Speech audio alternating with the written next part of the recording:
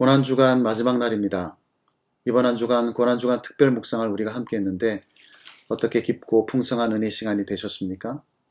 우리가 해마다 고난주간을 보내지만 주님의 십자가야말로 오늘의 우리, 지금의 나를 존재하게 한 최고의 은혜라고 할 수 있습니다. 오늘은 마지막 시간으로 예수님이 십자가에 달려 돌아가신 이후의 일을 생각해 보려고 합니다. 예수님이 돌아가신 뒤에 아리마대 사람 요셉은 예수님의 시신을 가져다가 자신이 준비한 새 무덤에 안치하게 됩니다. 그런데 예수님을 십자가에 못 박아 죽게 하는데 성공했던 유대의 종교 지도자들, 그들에게는 한 가지 고민이 남아 있었습니다. 그것은 예수님이 예고하신 부활 때문이었죠. 예수님은 이미 사흘 만에 다시 살아나리라는 말씀을 하신 바가 있습니다. 그들은 그 말씀이 생각이 나서 예수님의 무덤을 잘 지켜야 되겠다는 생각을 하게 되었습니다.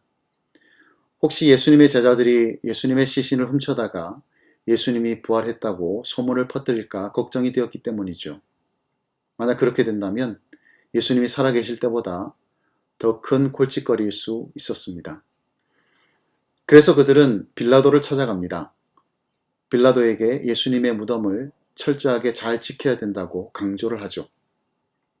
빌라도는 예수님께 사형을 언도한 것이 마음에 걸렸든지 좀 마음이 불편했든지 그건 너희들이 알아서 하라, 그렇게 이야기를 합니다.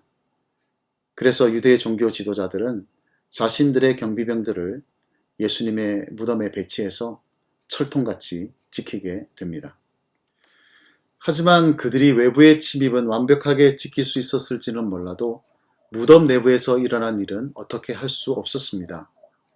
밖에서부터 제자들을 막을 수는 있었지만 안으로부터 예수님의 부활은 막을 수 없었던 것이죠. 예수님의 부활은 누구도 막을 수 없었습니다. 그것이 십자가 복음의 실제적인 능력이기도 합니다.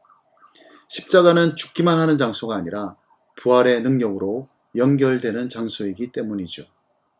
이것은 제자들이 전해야 할 내용을 완벽하게 보여줍니다. 그들은 무엇보다도 부활의 복음을 전해야 했습니다. 나중에 초대교회 성도들을 뭐라고 불렀는지 아시죠? 부활의 증인이라 불렀습니다.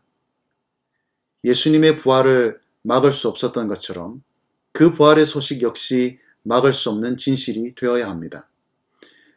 나중에 종교 지도자들은 무덤을 지키던 경비병들에게 돈을 쥐어주면서 제자들이 예수님의 시신을 훔쳐갔다고 거짓 소문을 내라고 합니다. 하지만 그런 경비병들의 거짓 소문도 부활의 진실을 막을 수는 없었습니다. 우리는 예수님을 따라가는 길에서 부활의 소식을 전해야 합니다. 우리는 부활의 증인으로서 그 길을 가야 하는 것이죠.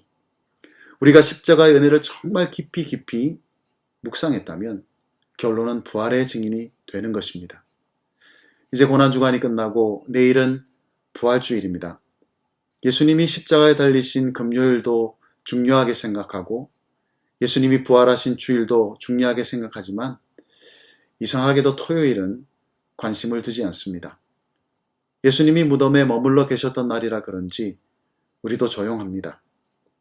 그러나 그 조용하고 주목받지 못하고 있는 토요일에 우리는 우리가 어떤 모습으로 예수님을 따라가야 하는지 조용히 점검할 수 있어야 하겠습니다. 기쁜 부활주의를 맞이하는 것으로 끝나지 않고 그 부활의 복된 소식을 전하는 삶으로 나아가야 합니다. 주님 다시 오시는 그날까지 결코 막을 수 없었던 부활처럼 결코 막을 수 없는 부활의 증인으로 살아가기를 주님의 이름으로 축복합니다.